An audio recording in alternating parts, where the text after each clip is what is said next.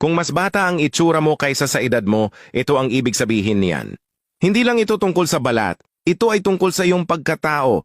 Ayon sa psychology, ang mga taong mukhang mas bata ay kadalasang may dalang mas malalim na katangian, isang matatag na puso at magaan na pananaw sa buhay na hindi kayang agawin ng panahon. Dumaan ka man sa maraming pagsubok, hindi mo hinayaan na gawin ka nitong mapait. Umiyak ka man ng tahimik, marunong ka pa ring ngumiti. Sa tahimik mong lakas, nagniningning ka. Dahil ang pagiging mukhang bata ay hindi nasusukat sa bilang ng taon, kundi sa kung paano mo pinipili na mabuhay ang bawat isa. Pinili mo ang kapayapaan kaysa drama, paglago kaysa galit, paghilom kaysa pananakit, at ang katawan mo ay sumasalamin sa kaluluwang dinadala mo. May mga pag-aaral sa psychology na nag-uugnay ng pagiging mukhang bata sa mas mababang stress, mataas na emotional intelligence, at kakayahang bitawan ng mga bagay na hindi na nakakatulong sa'yo.